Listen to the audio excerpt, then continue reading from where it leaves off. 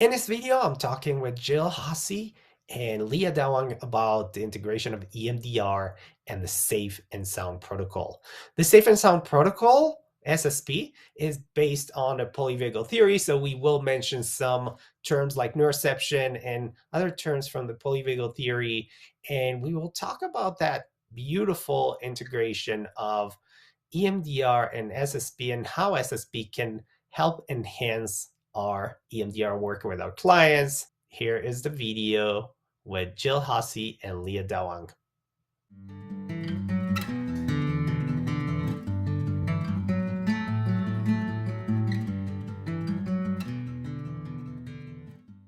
Jill Hosey and Leah Dawang, welcome to the Art and Science of EMDR. Thank you so much for joining.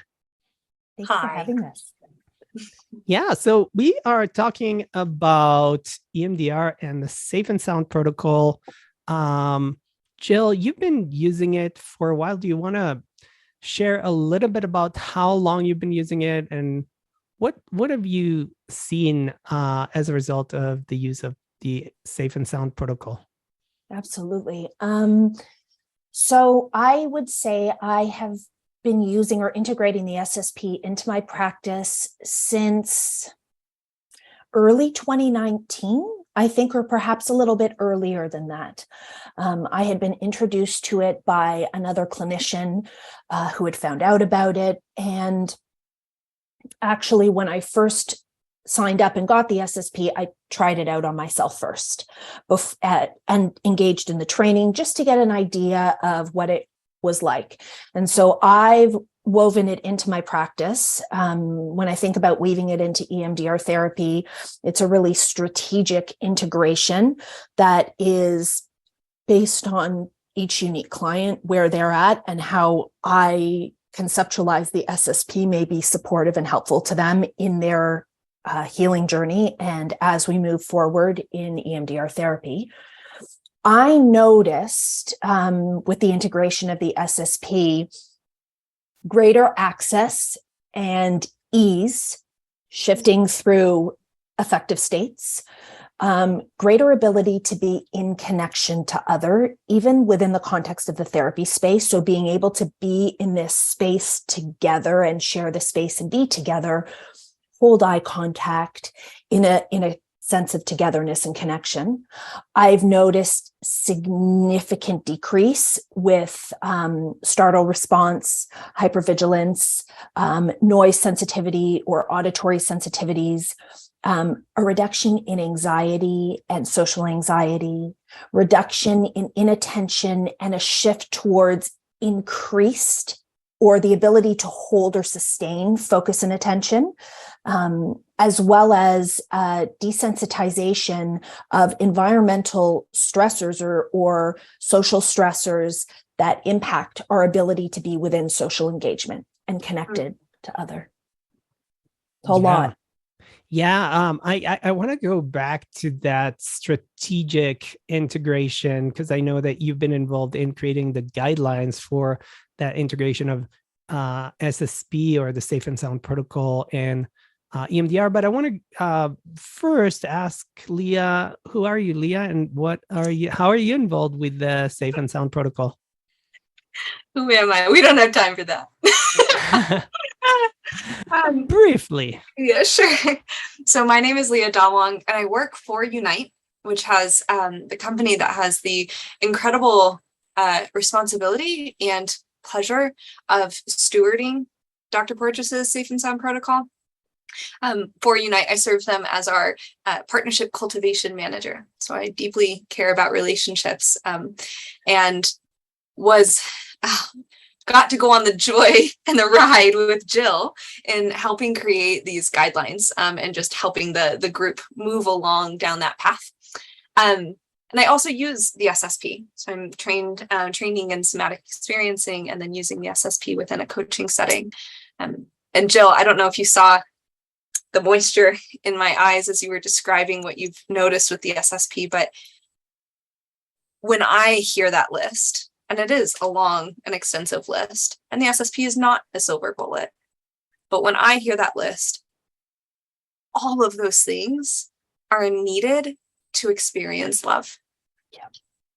And that gets me because the SSP changed my life. And so hearing the list is like that, it truly is, it's a game changer. And I love that. So that's Wow. Great. Yeah. Yeah. It sounds like a game changer from what both of you describe. And I want to go back to this strategic integration and how do you use it in the context of EMDR? Maybe we can talk a little bit about phases. So what phases of EMDR you're using it? What do we need to be maybe careful of? I know, Jill, that not every experience is necessarily a positive experience. We are still, working with the nervous system. So if you can share some of your experiences and how do you do it strategically with EMDR? Absolutely. So, and please interrupt me at any point. I know there's a lot of content here to cover, and we can share the space and go through all of the different ways that we strategize with this.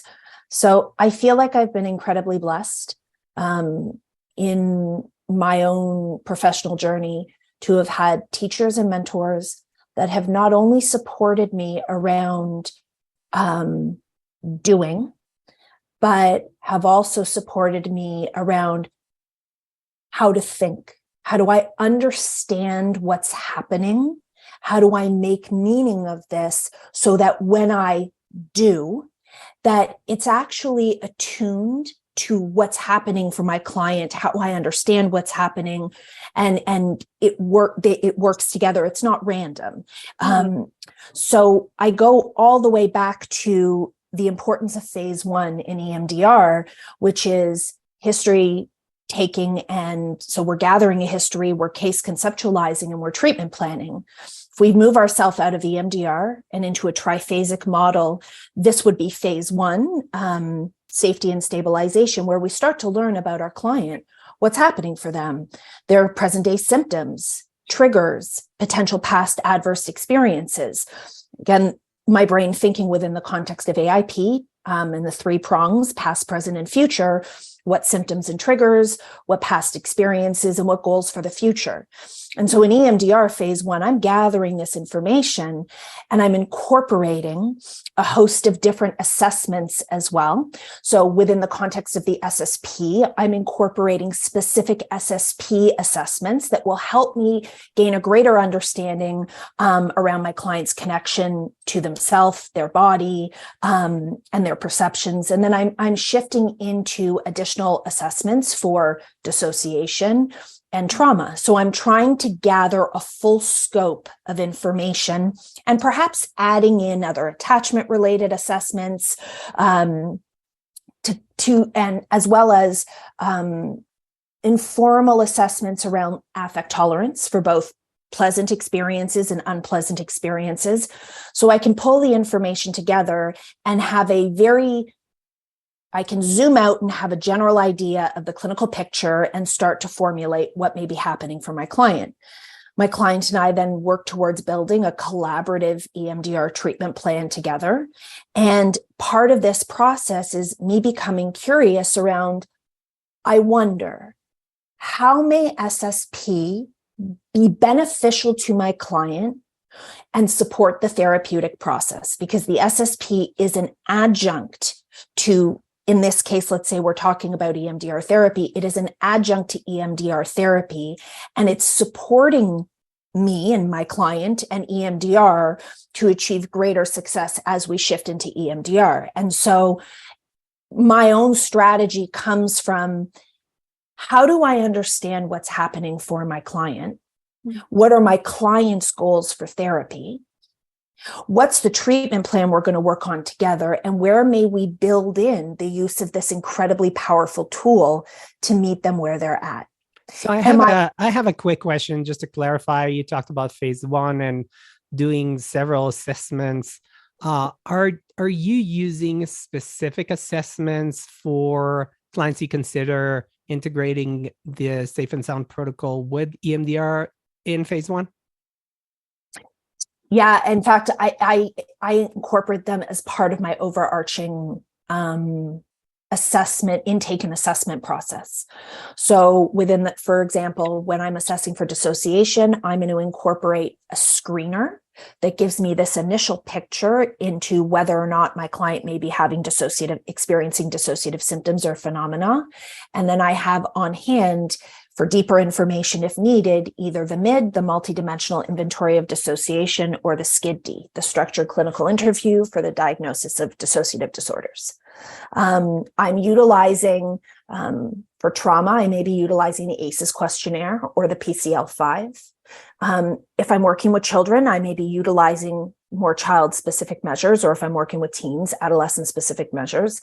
So those are trauma and dissociation. I am using the adult attachment interview questions to explore the attachment history and someone's attachment experience. And then I'm also providing the body-brain center sensory scale, so the BBCSS, and the body perception questionnaire, both of which are accessible in ILS. When you're a provider of SSP, you can find these incredible resources under the resources page. So I'm incorporating all of these as a way of helping me to conceptualize.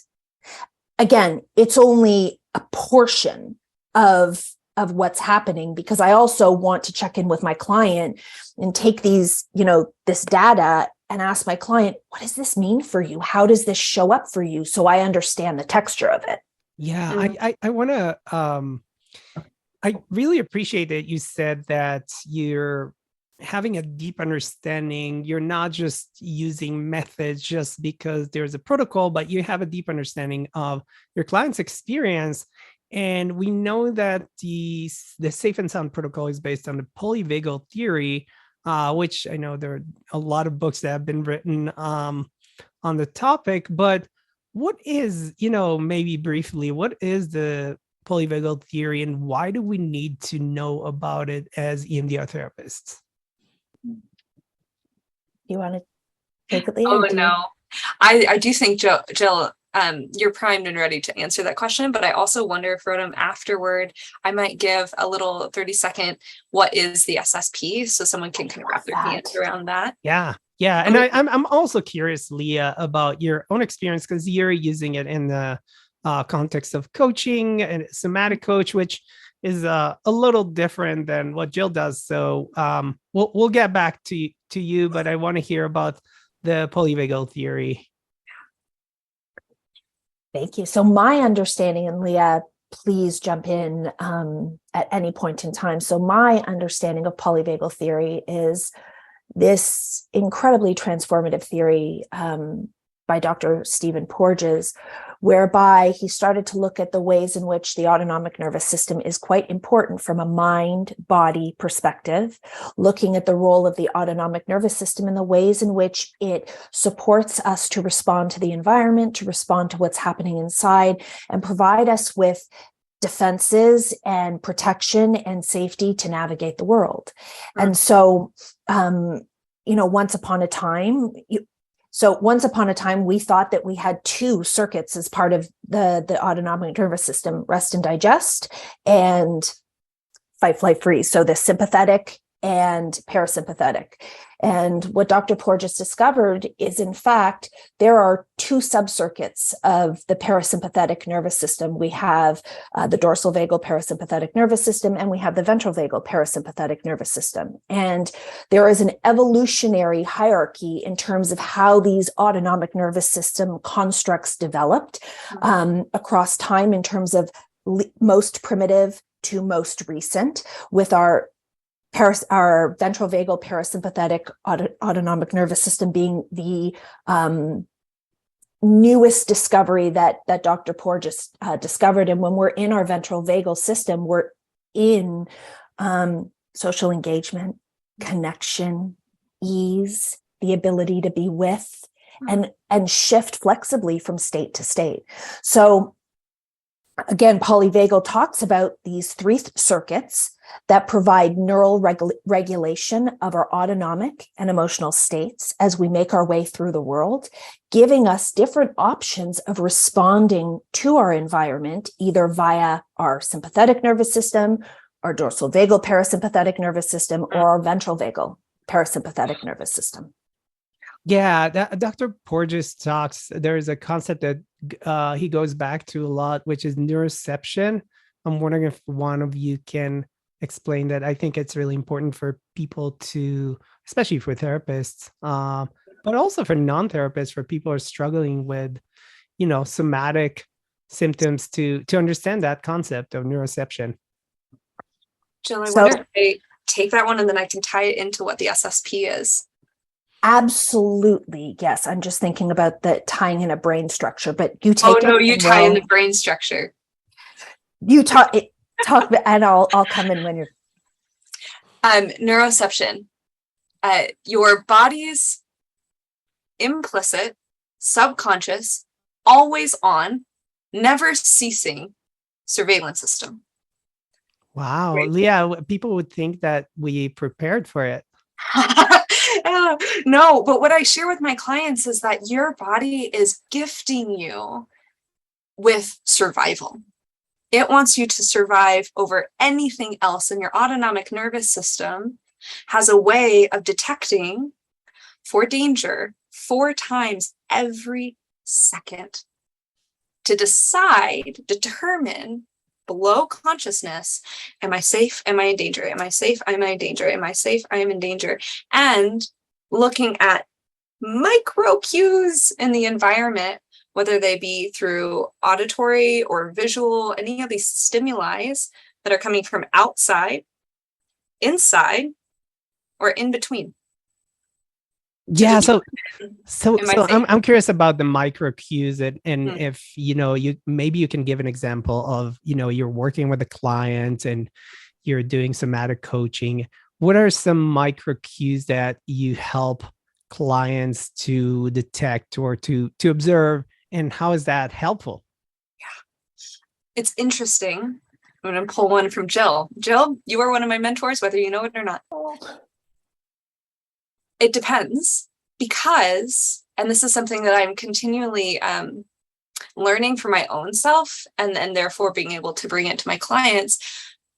Neuroception of safety could come from me leaning in just a wee bit. And that in someone's nervous system, I might lean in, and their system, based on their history and their specific context, might say, that feels good. And I have another client where leaning in and me watching her is incredibly uncomfortable. And so a micro expression, even if it's this, I barely moved. And that might increase her neuroception of danger a wee bit more than if I were to go like this and perhaps turn. These micro movements that are like fingerprints, unique to each nervous system, depending on their context and their history. And I would tie in specifically attachment styles to that. An avoidantly attached nervous system, that lean in is going to feel a little, right? But the lean out to an anxiously attached might be, where are you going? Yeah. Thank you, Leah. That's really interesting. And I'm glad we were talking, the three of us, because we're getting different perspectives. I want to go back to EMDR, Jill, and talk about clinical considerations. What do you need to take into consideration when you integrate the SSP into EMDR work? Maybe there are some contraindications or any other considerations. Absolutely. Thank you so much. So some of the things, and the EMDR and SSP combined delivery guidelines speak deeper into this. So encouraging anybody who's listening to this and an SSP provider to take a look at the guidelines so that you have a deeper understanding around these considerations. But lack of pleasant or positive affect tolerance. So perhaps someone's experiences or their history, they learn that it's not sustainable to experience pleasant or comfortable things, or perhaps there was never an opportunity to have those experiences, or perhaps terrible, unpleasant things followed good, pleasant things. That experience of positive affect tolerance becomes compromised. So I want to understand someone's capacity to experience what we understand as pleasant, comfortable inner experiences. I want to understand the degree to which someone experiences dissociation. And this is a tricky one, because when I say the word dissociation, I'm speaking about 23 different symptoms that occur, most of which are covert, internal, and subjective, and not observable in nature. So I want to understand the degree to which someone experiences dissociative symptoms, phenomena, and what that's like for them, because I'm going to make different consideration or different decisions around how I utilize the SSP, similarly to when someone has low positive affect tolerance. I'm considering, is the past still present? And this is a tricky one, because if the past is still present, we need access to a neuroception of danger. We need to still be able to act. Now, I think that this idea of the past being present is a little layered. In a situation, for example, such as COVID, we can't see COVID. We know COVID's still present. It's not over. And yet we can also do things to protect ourselves, to create greater ease and comfort, versus continuing to be in an environment that's highly traumatizing, invalidating, emotionally unavailable. So the past is still present feels like a much larger consideration than just whether or not bad things are happening. Considerations of someone's age, stage, and lifespan, if there's any physical health issues arising. And again, this is more about decision-making and when and how to deliver it. And then finally, considerations around remote delivery versus in-person delivery. What are our options if we're going to deliver it remotely? What are some things we need to think about? Perhaps we start off delivering the SSP together online and then slowly transition into doing it outside of a session. It really depends. I really see it as dependent. And what I'm about to say comes from Ana Gomez. It depends on someone's level of affect tolerance. That dictates the pace by which we're going to weave in the SSP and titrate it. I think we're getting into phase 2 kind of naturally by what you just said, affect tolerance. So I'm wondering if you can share some of your experience. What do you see in phase 2? I think that some EMDR clinicians are rushing through phase 2. Some EMDR clinicians are struggling with phase 2. What did you see, Jill, in your work during phase 2 when you combine the SSP protocol? Great question. I'm going to touch just ever so briefly on this idea of what you mentioned around the struggle with phase 2. And I recognize that everybody has very different opinions and stances on this, and that's fair. I don't know that there is one right answer for phase 2, that phase 2 will last as long as each unique person needs. And so again, referencing Ana Gomez, it's not about length. It's instead about the intentionality of it. And how do I understand what my client is experiencing based on the information I gathered in phase 1 and my assessments or screening and how I formulated, how long am I going to hang out in phase 2? Is it okay? Can my client tolerate just some general resourcing that's EMDR specific? Does my client need perhaps a bit more within the context of RDI? Or perhaps my client has a really complex history of trauma and not a lot of adaptive experiences, which I need for phases 4 to 6 to be successful within the context of reprocessing. I may hang out in what's called extended preparation in order to build that adaptive information and create good enough affect tolerance for us to be able to move forward. And so the SSP has 3 different pathways. We have the connect, the core, and the balance, each of which do something different. And so I may choose to start with either the connect or the core, depending on my client's level of affect tolerance and how much listening and being with is tolerable.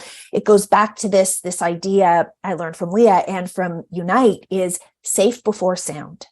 Let's create a sense of safety with the intervention in and of itself, so that it's actually successful, as opposed to just overwhelming the nerve, introducing it and perhaps overwhelming the nervous system, which I learned the hard way from the SSP either being thrown across the room after about 5 seconds of listening, or alternatively, within clients who have more complex histories, internal experiences that shifted the way the SSP is integrated, taken in, and experienced. So I think it goes back to it depends. Yeah, it's always, it's a good answer. It depends. I'm wondering, Jill, if you can share more about things getting thrown across the room. I know you and I talked about it in the past, and I think it's an important thing for whoever is listening to hear about it, about these experiences too, because we want to learn from your mistakes, and we're all making mistakes, and there's, we can't expect everything to work 100% of the time. So I'm wondering if you can share a little bit about that experience. What happened to the client? What happened to you? So in hindsight, so this is all sort of a looking backwards and becoming curious about, what did I do? What did I not do? What could I have done different? What do I need to understand that perhaps I didn't understand? All from a stance of compassion and not self-blame. What I came to realize, and I think this is different for each person, but if I think about some of the situations where the SSP, either the earphones had been immediately taken off after 5 seconds, or on the occasion that it went flying across the room, in that moment, the listening experience and what happened within my client's autonomic nervous system was that a sound, so we understand triggers can be both internal and external, and are oftentimes stimuli that we think is supposed to be neutral, however, has become linked to traumatic experience. And so the listening for this client, for example, that it got tossed across the room, my client oriented via a specific brain structure, and I'm still trying to work this piece out, the relationship between neuroception and the superior colliculus in the brain, which orients to danger. My client, the sound started coming in, and the impact on my client's nervous system sent a message, it's okay to be calm. And for this specific client, that was dangerous. As a child, it was not possible to be calm. And so in that moment, there was an orienting to danger, and there was there's a neuroception of danger, and my client's autonomic nervous system response to protect from that danger was to shift into a fight response. Just to make sure I understand. So the calm was a key of danger? Yes. Okay. Because it was impossible. It was not sustainable. So after living, however, let's say 15 to 20 years in a state of chronic hypervigilance and hyperarousal for safety and survival, and it happens over and over and over again, it becomes procedurally learned. All of a sudden, there's a cue, there's a message that says it's okay for your nervous system to relax. And there's a much more complex series of brain and nervous system structures that are at play with this, that I think would take another 2 or 3 hours for us to sort through. And I'm still trying to make sense of them myself. But that was the cue of danger. So that was the moment of orienting to danger. And then what came next? So the message gets sent, danger's near, you must act now. And the response is, get it away from me, get it off. So that for me was a massive learning moment where I realized my understanding of what's pleasant, calm, and great is not necessarily someone else's experience of what's pleasant, calm, and great. And how can I show up in a way that orients to the variety of different inner experiences that my clients have that may be the complete opposite of my own inner experiences, conceptualizations, and understandings, and open up the space to do the work before the work. So the work before the SSP, let's build the muscles, the capacity of being able to be with what I see as calm, safe, and comfortable, that you see as not calm, not safe, not comfortable, and get to a place where it's tolerable and manageable enough. And Jill, you've shared this story before, and so I'm hopeful that you might be able to go into it now. Based off of what you're saying, I was working with someone, and after a couple of seconds of the Child's Playlist, which starts with a song that says, everything is great, everything is grand. It's the first 2 sentences of the song. My client immediately took off the headphones and was overcome with emotion and stirring, and said, I don't know if I can do this. And I said, yeah, we can just sit here for a moment, right? And creating, like, we don't have to, this isn't about a have to. Yeah. Nothing is ever about a have to. The SSP is not about pushing through something to get to something on the other side. And in curiosity, I asked, what's going on for you? What part's showing up? And she said, well, the lyric said this, and I have a part of me that doesn't believe that that's true. That's not the way that I experience things. Life is not great. Life is not grand. And so we sat with that part for moments, and just let her be, like, let her feel that. And then the question that came up was, does she hope that it is? Does she hope that that's true? And through that hope, through the initiation of, we're not going to force you, and I'm curious what this might be like for that part if she gives consent. The part gave consent, we moved through in the listening, and things have blossomed and bloomed in beautiful ways. And Jill, it reminds me of the consent with that one experience that you had with a client. I'm curious if you can talk to that just a wee bit. Absolutely. So, this is where it comes back to the screening and assessment for dissociation, dissociative symptoms, phenomena. All dissociative self states are, or all self states or parts, whatever language we're going to be using, are ego states, but not all ego states are dissociated. And so in the situation that we had spoken about, in working with a younger client that is living with dissociated identities, my massive mistake was not to engage with the client's entire self system to become curious around any objections, concerns, or perhaps if the SSP was seen as a threat to another internal solution, to really do an inside exploration into how permissible it is to deliver the SSP.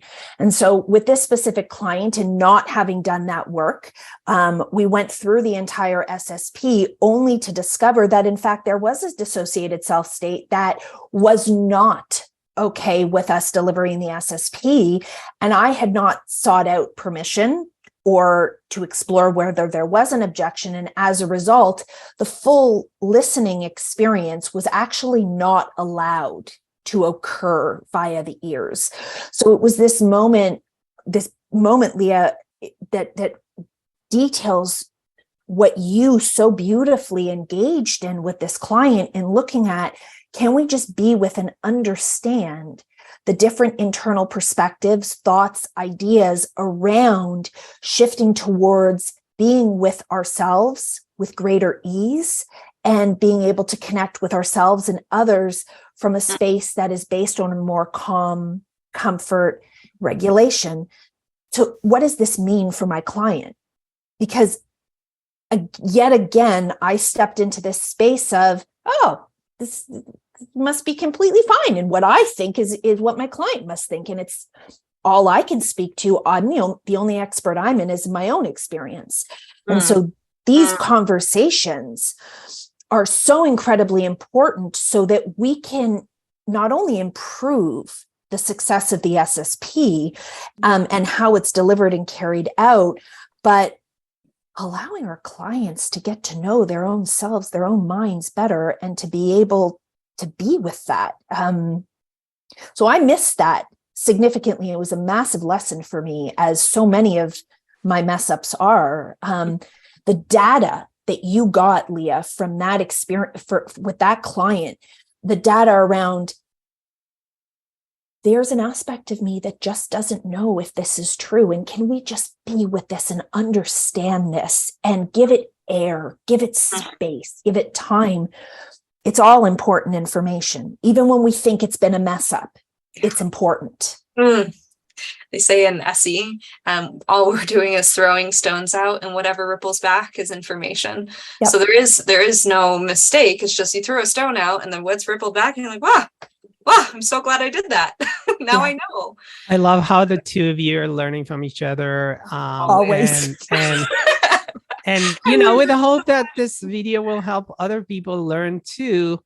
We're almost out of time, but I wanted to briefly talk about remote delivery considerations. Jill, you mentioned it briefly, but what do we need to take into consideration when we're delivering SSP remotely? Thank you for asking this. And Leah, please jump in with other thoughts. So the first things that come to my mind are environment. So how is the environment? Is the environment a space that keeps the nervous system at sort of a baseline state, that where there isn't too much noise, or there is no noise, where it's somewhat calm and consistent? So first I'm thinking environment. Then I'm thinking, and this again depends on age, stage, life, like where someone is in terms of development, but are we going to have someone there for support while the SSP is being delivered?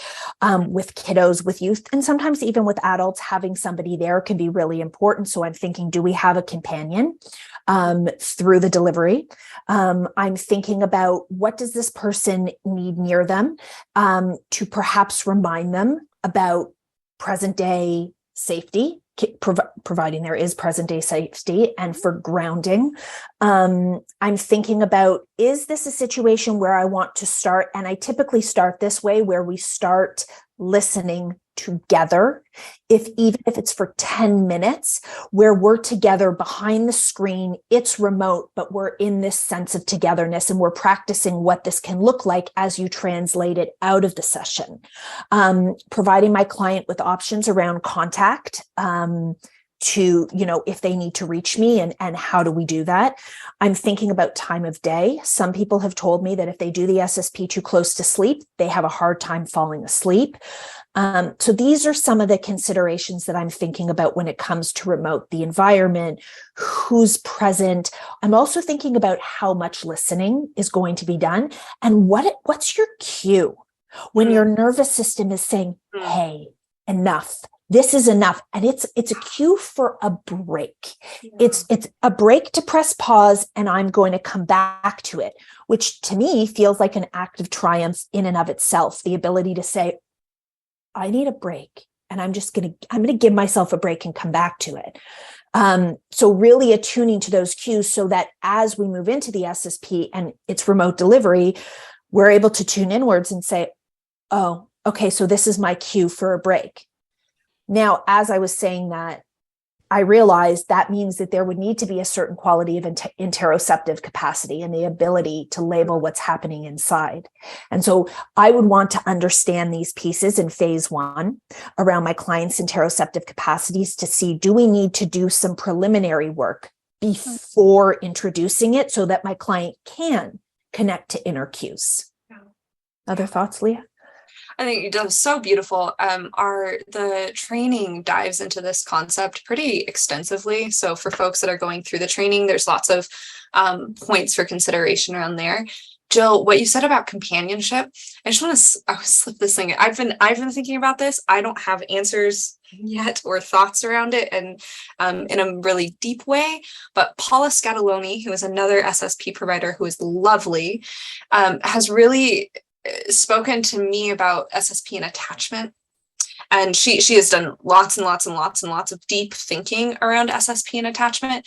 And I want to offer up that a companion, whether it be the therapist, if this relationship is really nourishing to your client's nervous system, or a companion in another context, a dog, a photo of someone that represented a relationship and unconditional love. Anything that can, as the attachment system is going, oh, right, peeking above and just seeing what's out there, that they would have something that their proverbial eyes can land on and go, I'm so glad you're here.